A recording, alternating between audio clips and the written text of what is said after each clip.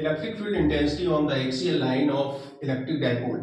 Axial position में along जिस dipole जिस डायरेक्शन में रखना है उसी डायरेक्शन में आपको इलेक्ट्रिक फील्ड कैलकुलेट करना है अलोंग एक्स एक्सिस। तो अलोंग एक्स एक्सिस पे कोई भी डाइपोल रखा है उसका ओरिजिन पॉइंट ये है, इसके मिडिल पॉइंट से आपको electric field r metre distance पे आपको कैलकुलेट करना है।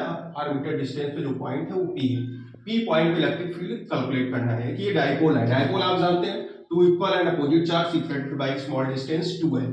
तो ये डाइपोल कॉम्बिनेशन, इस डाइपोल से डाइपोल का जो मिडिल पॉइंट है यहां से आपको r मीटर डिस्टेंस पे p पॉइंट पे आप इलेक्ट्रिक फील्ड कैलकुलेट करना है। प्लस चार्ज के कारण electric field away from the centre electric field EV और माइनस क्यू चार्ज के कारण टुवर्ड्स द सेंटर EA और EV। बस सेंटर से बाहर की तरफ पॉजिटिव चार्ज जो होता है वो इलेक्ट्रिक फील्ड लाइंस उससे जनरेट होती है और नेगेटिव चार्ज से electric field line negative charge attract करता है, इसलिए इलेक्ट्रिक फील्ड जो डायरेक्शन होती है टुवर्ड्स द नेगेटिव चार्ज और पॉजिटिव चार्ज के लिए अवे फ्रॉम द। तो EV हो जाएगा बाहर की तरफ और ये हो जाएगा अंदर की तरफ फील्ड की तरफ।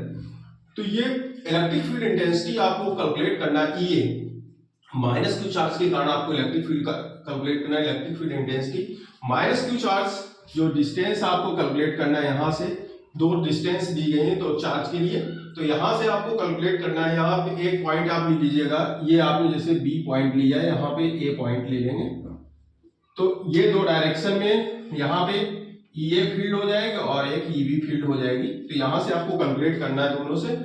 EA इक्वल टू हो जाएगा 1.4πε0 Q upon r minus l का होल स्क्वायर, क्योंकि डिस्टेंस क्योंकि r स्क्वायर होता है, जनरल फार्मूला क्या होता है इलेक्ट्रिक फील्ड का E equal to 1/4πε0 P Q upon r square. तो distance from the charge, one charge distance r plus l and other charge से क्या है r माइनस l। तो EA के लिए जो डिस्टेंस है वो r माइनस l है यहां से डिस्टेंस, तो इसके लिए ये के लिए आपने फील्ड कैलकुलेट कर ली 1/4πε0 Q अपॉन r स्क्वायर और ये PA डायरेक्शन में आपने कैलकुलेट कर ली। तो ये डायरेक्शन वहां से माइनस क्यू चार्ज के कारण हो जाएगी, तो ये क्योंकि अवे फ्रॉम द तो यहां हो जाएगा PB डायरेक्शन।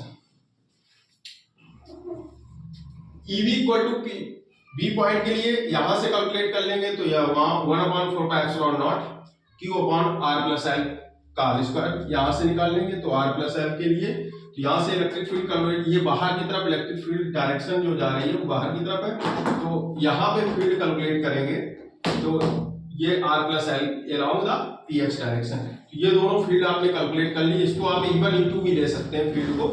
तो रिजल्टेंट का फार्मूला होता है vector formula r square is equal to a square plus b square plus 2ab cos theta.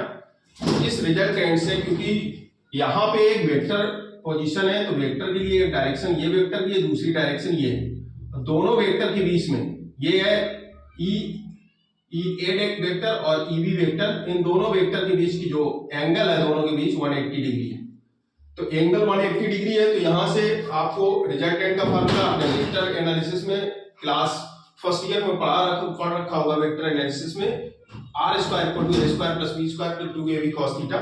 तो यहां से cos थीटा की जो वैल्यू है पाई और cos पाई की वैल्यू जो हो जाएगी -1, cos पाई की वैल्यू कितनी है -1, तो यहां से आ जाएगा -1 हो जाएगा, तो यहां से E इक्वल टू आ जाएगा EA माइनस EB का होल स्क्वायर, जहां पे यहां वैल्यू यूज कर लेंगे।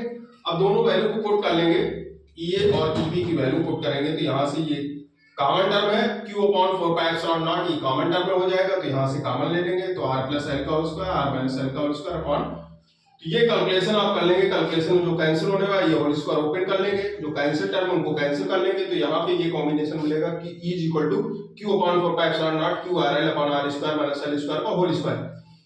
क्योंकि डायपोल बहुत ही स्मॉल होता है, स्मॉल, तो ये जो डिस्टेंस आप इलेक्ट्रिक फील्ड आप कैलकुलेट करते हैं उसके कंपैरिजन में ये जो डिस्टेंस है वो बहुत ही कम है, इसलिए r is greater than l, then r square minus l square is approximately equal to the r square. तो ये r square minus l square की जगह आप r स्क्वायर रखेंगे तो r की पावर हो जाएगा 4, क्योंकि r स्क्वायर का होल स्क्वायर 4।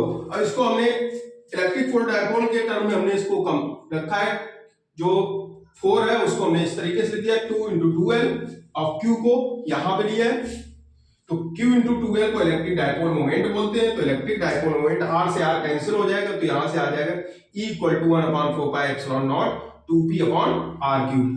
तो ये इलेक्ट्रिक फील्ड इंटेंसिटी आ जाएगी axial position, axial line of position में electric field intensity E equal to 1/4πε0 2p upon r cube. तो वेक्टर फॉर्म में आपको यहां से कैलकुलेट करना है E axial equal to 1/4πε0 2p upon r cube. तो ये वेक्टर फॉर्म में आपको एक्सियल पोजीशन में आपने इलेक्ट्रिक फील्ड इंटेंसिटी कैलकुलेट कर ली, तो इसको आप नोट कर लें पॉइंट को।